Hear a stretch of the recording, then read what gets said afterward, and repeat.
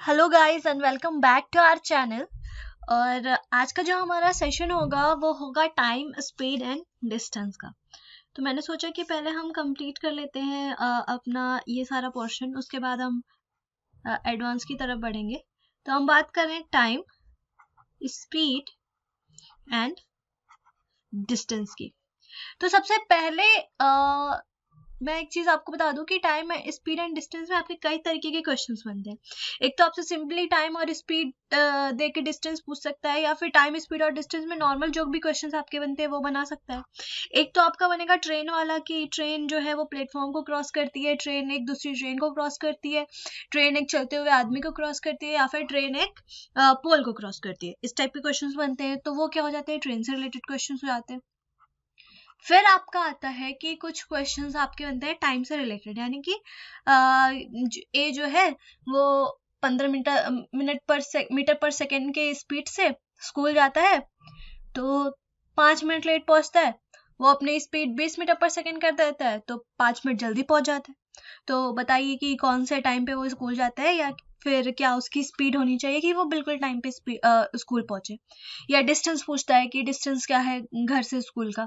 तो या तो इस टाइप के क्वेश्चंस बनेंगे आपके, ठीक है। तो ये सारे जो भी क्वेश्चंस बनेंगे आपके डिफरेंट डिफरेंट टाइप के, ये सब सिर्फ और सिर्फ एक ही कॉन्सेप्ट पे बेस्ड होते हैं।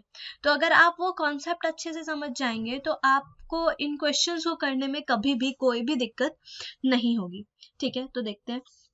देखो, सबसे पहली चीज क्या आपसे कहता है, स्पीड। आपको पता है, आप सबने ये फॉर्मूला पढ़ा होगा, स्पीड क्या होता है, distance upon time. Speed is equal to distance upon time. ये फॉर्मूला हम सबने पढ़ा होता है, ठीक। तो अगर सिंपल डिस्टेंस और सिंपल टाइम दे तो आप ये फॉर्मूला लगा देंगे, और यही फॉर्मूला इकलौता ऐसा फॉर्मूला है जिससे हमारे सारे क्वेश्चन सॉल्व हो जाएंगे। हमें किसी और फॉर्मूले की जरूरत नहीं पड़ेगी इस पूरे चैप्टर में। तो सिर्फ एक फॉर्मूला आप याद कर लेंगे और हम सारे क्वेश्चन इससे ही सॉल्व कर लेंगे। अच्छा, अगर ट्रेन की बात करें तो यही डिस्टेंस की जगह हम क्या लिख देंगे, लेंथ ऑफ द ट्रेन। तो अगर डिस्टेंस की जगह हम लेंथ ऑफ ट्रेन लिख दें तो ये क्या हो गया, ट्रेन के लिए हो गया। अच्छा, लेंथ ऑफ द ट्रेन क्यों लिखी, जैसे देखो ये एक पोल है, ये यहाँ पे हम मान लेते हैं कि यहाँ पे एक पोल है, राइट। और एक ट्रेन है, ये ट्रेन मान लो इसको क्रॉस करने जा रही है, इधर तरफ बढ़ रही है, ये ट्रेन है और ये पोल है। तो जब ट्रेन इस पोल को क्रॉस करेगी, तो पोल यहाँ से स्टार्ट हो रहा है, ट्रेन यहाँ आएगी, यहाँ यहाँ यहाँ यहाँ यहाँ यहाँ यहाँ, और क्रॉस करके निकल जाएगी। यानी इस ट्रेन की जो लंबाई थी उसने उतनी लंबाई ही ट्रेवल की इसको पूरा क्रॉस करने के लिए। इसलिए हम हमेशा लेंथ ऑफ द ट्रेन की बात करते हैं। तो आप ट्रेन की कंडीशन में लेंथ ऑफ द ट्रेन की बात करेंगे, राइट। चलो, कभी कभी क्वेश्चन में ऐसा होता है कि आपको स्पीड दे दिया कि किलोमीटर पर आवर में स्पीड है, और डिस्टेंस आपको दे दिया मीटर में कि इतने मीटर इस किलोमीटर पर आवर की स्पीड से चल रहा है। अब दोनों आपके यूनिट्स तो डिफरेंट होंगे, तो जब आपके यूनिट्स डिफरेंट हो जाएंगे तो उस केस में आपका आंसर कभी नहीं आ पाएगा, इसीलिए आपको यूनिट सेम करनी होगी। तो अगर आपकी स्पीड किलोमीटर पर आवर में दे रखी हुई है, तो इसमें आप क्या करेंगे, 5/18 से मल्टीप्लाई कर देंगे, तो ये जो आपकी स्पीड है वो मीटर पर सेकेंड में आ जाएगी। तो अगर किलोमीटर पर आवर से मीटर पर सेकेंड में चेंज करना है तो क्या करेंगे, 5/18 से मल्टीप्लाई, ठीक है। और अगर मीटर पर सेकेंड से किलोमीटर पर आवर में चेंज करना है तो क्या करेंगे, 18/5 से मल्टीप्लाई, उल्टा कर देंगे, सिंपल। जैसे 72 किलोमीटर पर आवर दे रखा हुआ है, 72 किलोमीटर पर आवर, हमें क्या करना है, मीटर पर सेकेंड में चेंज करना है। तो कुछ नहीं, 5/18 से मल्टीप्लाई कर दो, इससे ये कट जाएगा 4 बार में, 4 × 5 कितना हो गया, 20। तो 20 मीटर पर सेकेंड, सिंपल।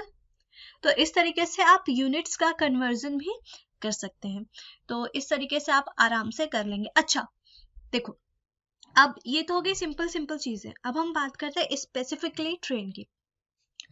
अगर एक ट्रेन है तब तो आसानी से ये सॉल्व हो जाएगा, लेकिन अगर दो ट्रेन साथ में आ गई तो क्या करेंगे।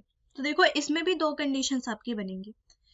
देखो, जैसे एक आपकी ट्रेन ये है L1, इसकी लेंथ है, और ये S1 स्पीड से आगे बढ़ रही है, और दूसरी आपकी ट्रेन है इसकी स्पीड मान लेते हैं क्या, L2 है, और ये S2 स्पीड से आगे बढ़ रही है, तो 2 ट्रेनें हो गई आपकी। ठीक है, ये दोनों सेम डायरेक्शन में जा रही है, ये जो एरो है ना ये डायरेक्शन बता रहे हैं। अब दूसरा कंडीशन हम एक ये लेते हैं कि ये जो L1 ट्रेन है या L1 लेंथ की ट्रेन है वो S1 स्पीड से तो इधर जा रही है, लेकिन ये जो आपकी दूसरी वाली ट्रेन थी यानी L2 वाली, ये S2 की स्पीड से उसके ऑपोजिट डायरेक्शन में आ रही है। तो इस तरीके से आपके पास दो केसेस बन सकते हैं, या तो दोनों ट्रेनें सेम डायरेक्शन में जाएंगी या तो दोनों ट्रेनें क्या होंगी, अलग अलग डायरेक्शन में जाएंगी। तो इससे ऐसे केसेस में आप क्या करेंगे, अगर हम स्पीड की बात करें तो हम यहाँ पे हमेशा रिलेटिव स्पीड का कॉन्सेप्ट लेके चलेंगे कि एक के सापेक्ष हम दूसरे की गति को या दूसरे की चाल को देखेंगे। हमेशा हम दोनों स्पीड को लेके सॉल्व नहीं कर सकते, इसलिए हम एक स्पीड बनाएंगे जिसको हमने S का नाम दिया। अब देखो, मान लो कि ये दोनों ट्रेनें एक दूसरे को पकड़ने, मान लो ट्रेन नहीं है, दो बच्चे हैं और दोनों खेल रहे हैं। ठीक है, एक का नाम L1 है, दूसरे का नाम L2 है, दोनों खेल रहे हैं। ठीक, L1 ऐसे स्पीड से भाग रहा है और L2 S2 स्पीड से भाग रहा है। ठीक है, तो ये बोलेगा कि L1 जो है वो L2 से बोलता है तुम रुक जाओ, जहां पे हो वहीं रुक जाओ, मान लो कुछ दूरी पे, जहां पे हो वहीं रुक जाओ, मैं आके तुम्हें पकड़ लूंगा। ठीक है, तो ये बोलेगा कि अगर मैं रुकूंगा तो तुम तो मुझे जल्दी पकड़ लोगे। ठीक है, तो मैं रुकूंगा नहीं, तो ये बोलता है नहीं नहीं तुम रुक जाओ, मैं अपनी स्पीड कम करके आऊंगा। तो अपनी स्पीड ये कम करता है, और अपनी स्पीड कितनी कम करेगा, जितनी की दूसरे वाले की स्पीड है, यानी जो आपकी रिलेटिव स्पीड हो जाएगी वो हो जाएगी S। ठीक, तो जब ये अपनी स्पीड S2 कम कर लेगा तभी ये क्या होगा, उसको उतने ही टाइम में और उतने ही डिस्टेंस पे पकड़ पाएगा। तो स्पीड क्या हो जाएगी, S1 माइनस S2। तो सिंपल सा चीज है, अगर सेम डायरेक्शन में हो तो स्पीड को घटा देते हैं। और लेंथ कितनी हो जाएगी, लेंथ को हम L से डिनोट कर देते हैं, तो लेंथ कितनी हो जाएगी, सिंपल सी चीज, ये इसको क्रॉस करेगा तो पहले तो इसको मान लो L1 L2 को क्रॉस करे, तो पहले तो L2 की जितनी लेंथ है वो क्रॉस करेगा। ठीक, फिर इसका लास्ट पार्ट L2 के फर्स्ट पॉइंट से आगे जाएगा, यानी अपने लेंथ को भी क्रॉस करेगा। तो L2 प्लस L1 यानी कि L1 प्लस L2, तो लेंथ क्या हो जाएगी, जुड़ जाएगी। ठीक, अगर इस केस में बात करें तो लेंथ तो इस केस में भी जुड़ेगी, L1 प्लस L2 हो जाएगी। लेकिन यहाँ पे स्पीड क्या हो जाएगी, देखो यहाँ पे सेम डायरेक्शन में थे तो स्पीड घट गई, यहाँ पे दोनों एक दूसरे की तरफ बढ़ रहे हैं। तो अगर दूसरा वाला रुकेगा तो पहला वाला क्या होगा, अपनी स्पीड को बढ़ा के जाएगा ताकि वो उसको जल्दी पकड़ ले। तो ये क्या हो जाएगा, S1 प्लस S2। तो इस तरीके से हमने रिलेटिव स्पीड पता चल गई दोनों ट्रेन्स की। S1 की रिलेटिव स्पीड, कंडीशन 1 में रिलेटिव स्पीड एंड कंडीशन 2 में भी रिलेटिव स्पीड। तो ये जो स्पीड का कॉन्सेप्ट है ये आप ध्यान रखेंगे, इससे आपके सारे क्वेश्चंस हो जाएंगे। अच्छा, कभी कभी सिंपली आपसे ट्रेन की लेंथ पूछ देता है कि ट्रेन की लेंथ क्या होगी अगर वो इतने टाइम में इतने मीटर सेकंड में, मतलब टाइम और स्पीड आपकी दे रखी है और लेंथ पूछ रहा हो। तो सिंपल, डिस्टेंस की वैल्यू क्या होती है, टाइम इनटू स्पीड, तो लेंथ की वैल्यू क्या हो जाएगी, टाइम इनटू स्पीड। तो ये भी आपका एक फॉर्मूला बन जाएगा। तो इस तरीके से आपके कई सारे फॉर्मूले आप कंस्ट्रक्ट कर सकते हैं टाइम, स्पीड एंड डिस्टेंस में। ठीक है, चलो तो अब हम कुछ क्वेश्चंस की तरफ बढ़ेंगे और कुछ क्वेश्चंस को हम सॉल्व करेंगे। तो देखो, सबसे पहले मैं क्वेश्चन लाऊं। फर्स्ट क्वेश्चन हमारा कहता है कि एक ट्रेन है running at the speed of 20 metre per second, 20 metre per second की स्पीड से चल रही है, क्रॉसेस अ पोल इन 24 सेकेंड। एक पोल को क्रॉस करती है कितने सेकेंड में, 24 सेकेंड में। देखो, अब पोल को क्रॉस करी तो पोल का तो जो चौड़ाई है, मतलब पोल की जो लेंथ है, देखो लंबाई तो ऐसी होगी, लेकिन अगर हम इस पार्ट की बात करें तो ये तो ट्रेन के कंपैरिजन में नेग्लिजिबल होगा। तो अगर कभी भी ट्रेन जो है वो पोल को क्रॉस करती है तो जो उसकी लंबाई हम जोड़ते हैं, यानी L1 प्लस L2 जो हम कर रहे थे दो ट्रेन के बारे में, तो इसकी जो भी चौड़ाई मान लो लंबाई का मतलब आप ये समझ जाएंगे, लेकिन नहीं, मैं इसकी बात कर रही हूँ। तो इसकी जो भी चौड़ाई होती है ना, हम उसको नेग्लिजिबल मानते हैं। अगर आदमी खड़ा है तो उसकी चौड़ाई को भी नेग्लिजिबल मानेंगे ट्रेन के कंपैरिजन में, और अगर पोल है तो उसकी चौड़ाई को भी नेग्लिजिबल मानेंगे ट्रेन की कंडीशन में। लेकिन अगर प्लेटफॉर्म को क्रॉस करेगी तो ट्रेन की लेंथ भी ऐड करेंगे और प्लेटफॉर्म की लेंथ भी ऐड करेंगे, ठीक है। लेकिन पोल है तो पोल की लेंथ से कोई लेना देना नहीं। अब देखो, एक पोल को क्रॉस करती है, ठीक है, कितने सेकंड में? 24 सेकंड में। 24 second less than the time it requires to cross a platform thrice its length. 24 second कम में क्रॉस करती है, किससे? जितना कि जो ट्रेन है वो अपने से 3 गुने लंबे प्लेटफॉर्म को क्रॉस करने में समय लगाती है, उससे 24 सेकंड कम में वो पोल को क्रॉस कर पाती है, ठीक। तो find the length of train. तो ट्रेन की लंबाई ज्ञात करिए, लेंथ ऑफ ट्रेन। ट्रेन की आपको लंबाई ज्ञात करनी है। तो देखो, मान लो टी टाइम में प्लेटफॉर्म को क्रॉस करती थी तो कितना कम लगा रही है? 24 सेकेंड। तो टी माइनस 24, ठीक है। तो टी माइनस 24 की वैल्यू कितनी दे रखी हुई है? क्योंकि मैंने अभी बताया, मान लो ट्रेन की लेंथ एल है, पोल का तो नेग्लिजिबल है तो नहीं मानेंगे, तो एल अपॉन कितने टाइम में? 20 मीटर पर सेकेंड की स्पीड से। तो ये क्या हो गया? टाइम हो गया। Time is equal to distance upon speed होता है, तो टाइम यानी t माइनस 24, डिस्टेंस को हमने l मान लिया, ट्रेन की लंबाई, और स्पीड कितनी? 20। सिंपल। अच्छा, और अभी हमने माना कि t टाइम में वो अपने से 3 गुने लंबे प्लेटफॉर्म को क्रॉस करती है, यानी t टाइम में अपने से 3 गुने लंबे, तो ट्रेन की लंबाई l प्लस प्लेटफॉर्म की लंबाई 3l, राइट। और स्पीड कितनी? स्पीड तो सेम है, 20 मीटर पर सेकेंड।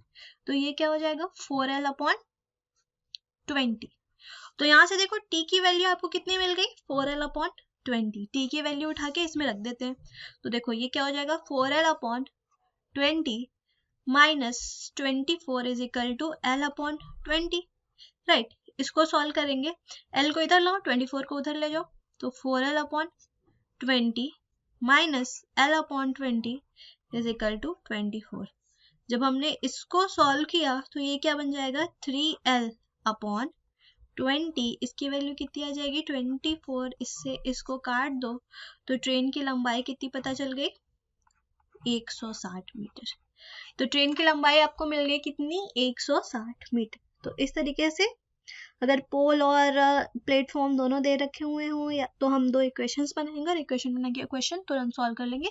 बहुत जल्दी सॉल्व हो जाता है, बिल्कुल भी टाइम नहीं लगता है। तो और आपने देखा किसी भी फॉर्मूले का यूज हमने नहीं किया, speed is equal to distance upon time, सिर्फ एक फॉर्मूला याद रखो, उससे आपके सारे के सारे क्वेश्चन जो है हल हो जाएंगे, आपको कोई भी परेशानी नहीं होगी क्वेश्चन को सॉल्व करने में। चलो अब दूसरे क्वेश्चन की बात करेंगे। A train crosses a platform in 60 seconds at a speed of 45 kilometre per hour. यानी अगर 45 किलोमीटर पर आवर की स्पीड से चल रही है तो एक ट्रेन जो है प्लेटफॉर्म को 60 सेकेंड में क्रॉस करती है।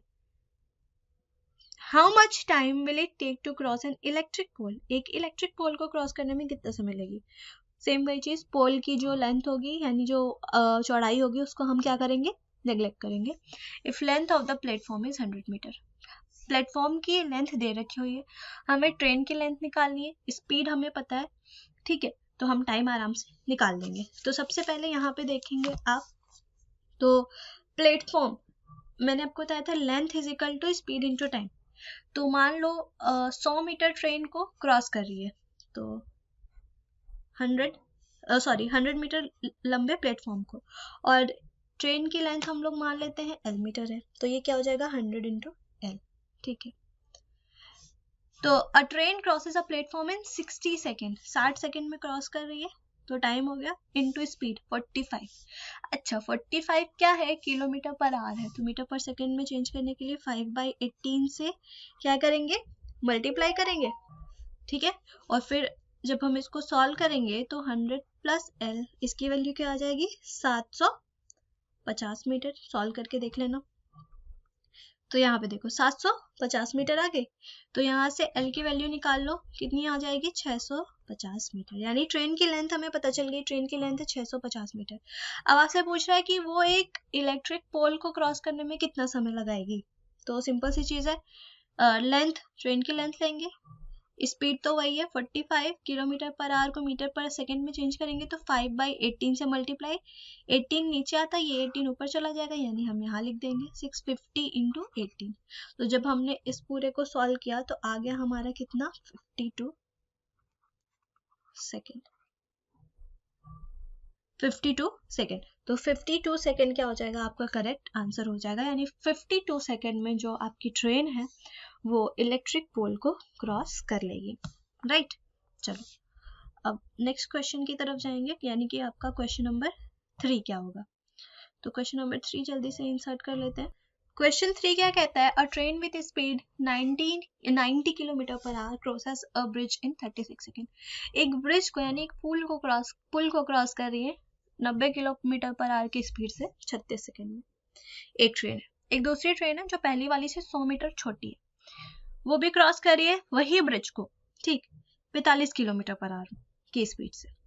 तो what is the time taken by the second train to cross the bridge. तो जो छोटी वाली ट्रेन है उसको उस ब्रिज को क्रॉस करने में कितना समय लगेगा, ठीक है। तो सबसे पहले हमें क्या ब्रिज की लंबाई पता होनी चाहिए और ट्रेन की लंबाई पता होनी चाहिए, तभी तो हम टाइम निकाल पाएंगे कि कितना समय लगेगा। तो देखो मान लेते हैं बड़ी वाली ट्रेन की लंबाई जो है वो L है और ब्रिज की लंबाई B है, तो दोनों की टोटल डिस्टेंस कितनी हो जाएगी L + B, राइट। अब देखो स्पीड कितनी दे रखी हुई है 90 kilometre per hour, kilometre per hour है, मीटर पर सेकंड में चेंज करने के लिए 18 से मल्टीप्लाई 5/18, ठीक। अच्छा तो स्पीड हो गया, टाइम कितना 36 सेकेंड, राइट। अब इसको हम लोग करेंगे सॉल्व, तो ये इससे कट जाएगा, तो 25 इंटू 36 यानी कि आपका हो गया 900। तो L + B इसकी वैल्यू क्या हो गई 900, सिंपल। अब देखो जो छोटी वाली ट्रेन है वो इससे इस वाली से 100 मीटर छोटी है, ठीक, यानी इस टोटल डिस्टेंस में से आप 100 माइनस कर दो तो छोटी वाली ट्रेन, यानी हमें क्या निकालना है, ब्रिज की लंबाई तो उतनी ही रहेगी और L - 100 हमें यही तो करना है, यानी 900 में से हमें क्या कर देना है 100 घटा देना है, तो इसकी वैल्यू क्या आ जाएगी 800 आ जाएगी। तो छोटी वाली ट्रेन प्लस ब्रिज की लेंथ कितनी आ जाएगी 800 मीटर। तो हमें टाइम निकालना है कि वो इसको कितने देर में क्रॉस करेगी। तो टाइम क्या हो जाएगा speed distance upon speed, speed कितना 90, फिर 5/18 से गुणा कर दो, और आपने जब इसको सॉल्व किया तो ये आ जाएगा आपका 64 सेकेंड। तो 64 सेकेंड में जो छोटी वाली ट्रेन है वो उस ब्रिज को क्रॉस करेगी, राइट। तो इस हिसाब से आप इस टाइप के क्वेश्चंस को सॉल्व कर लेंगे। कुछ और क्वेश्चंस देख लेते हैं, उसके बाद आप खुद से सॉल्व करिएगा। बुक्स में आपको बहुत सारे ऐसे क्वेश्चंस मिल जाएंगे जो कि आप सॉल्व करेंगे तो अच्छा होगा आपके लिए। तो जल्दी से एक और क्वेश्चन देखते हैं। कहता है कि 2 trains of the same length but with different speeds pass a static pole in 4 second and 5 second respectively। 2 ट्रेनें हैं, दोनों की लंबाई बराबर है, ठीक है, लेकिन डिफरेंट स्पीड से क्या करती हैं, एक स्टैटिक पोल को क्रॉस करती हैं, ठीक, इन 4 सेकेंड एंड 5 सेकेंड। एक पहली वाली जो है 4 सेकेंड में क्रॉस करेगी, दूसरी वाली 5 सेकेंड में क्रॉस करेगी। तो in what time will they cross each other, दोनों एक दूसरे को कितने देर में क्रॉस करेंगी when they are moving in the same direction, यानी दोनों सेम डायरेक्शन में अगर मूव कर रही हैं तो दोनों एक ही डायरेक्शन में जा रही हैं, एक दूसरे की तरफ नहीं आ रही हैं। तो अगर हम पहले वाले की स्पीड की बात करें तो मान लो पहले वाले की लेंथ सेम लेंथ है, तो दोनों की लेंथ L मानेंगे, तो L अपॉन स्पीड क्या 4 सेकेंड, सॉरी टाइम कितना लग रहा है 4 सेकेंड, तो L/4, क्योंकि पोल को तो हम नेग्लिजिबल मानेंगे, तो S1 = L/4। और दूसरे वाले की स्पीड अगर S2 है तो इसकी स्पीड कितनी हो जाएगी L/5। तो हमें दोनों की स्पीड्स पता चल गई L/2 एंड L/5, ठीक है।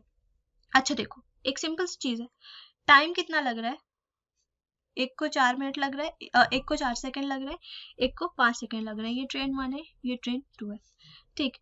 तो जब भी टाइम का स्पीड जो होता है उसका उल्टा जो होगा वो आपके स्पीड का स्पीड डिस्टेंस लिख दिया था मैंने, वो स्पीड का रेशियो होगा, यानी कि अगर ये 4/5 है तो स्पीड का रेशियो हो जाएगा 4 यानी 5:4।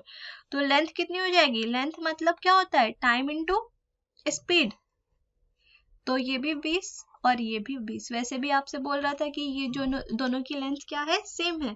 तो 20 तो सेम आ गई, बिल्कुल सही आ गया। और अगर आप यहाँ से भी करके देखें, अगर L की जगह आप यहाँ पे 20 रखते हैं तो ये 5 और ये 4 आ जाएगा। वैसे तो आप डायरेक्ट ऐसे कर सकते हैं, लेकिन यहाँ पे मैंने आपको ये इसलिए लिखवाया था, देखो 4 और 5 का एलसीएम 20 होता है, तो आपने 20 रख लिया ताकि इन दोनों से वो कट जाए। तो यहाँ पे 5 आ गया और यहाँ पे 4 आ गया, ठीक है। तो टाइम कितना?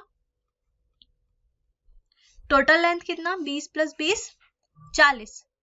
और स्पीड इस केस में आप कितना क्या करते हैं? घटा देते हैं। तो पहले की स्पीड 5, दूसरे की 4, 5 - 4 1। यानी कितना समय लग गया आपको ट्रेनों को एक दूसरे को क्रॉस करने में? 40 सेकंड लग जाएगा एक दूसरे को क्रॉस करने में। सिंपल। तो एक इस टाइप का भी क्वेश्चन कर लिया। एक और क्वेश्चन कर लेते हैं हम, उसके बाद ये सेशन खत्म करेंगे और फिर हम नेक्स्ट सेशन में मिलेंगे और बाकी के क्वेश्चंस को सॉल्व करेंगे। तो एक और क्वेश्चन देख लेते हैं जल्दी। चलो, इसको आप खुद से कोशिश करेंगे करने की। ये हो गया आपका होमवर्क क्वेश्चन। तो आप ये क्वेश्चन खुद से करेंगे और मुझे आंसर बताएंगे, फिर मैं नेक्स्ट क्लास में इस क्वेश्चन को भी डिस्कस कर दूंगी। चलो, thank you so much guys for watching this session. तो पसंद आए तो लाइक कर देना और अपने दोस्तों में शेयर करिए ताकि ज़्यादा से ज़्यादा लोगों तक जो वीडियो है वो पहुंच सके। कोई भी डाउट हो, कोई भी क्वेश्चन समझ नहीं आया हो तो आप मुझसे कमेंट करके पूछ सकते हैं। मिलते हैं नेक्स्ट सेशन में, तब तक के लिए बाय।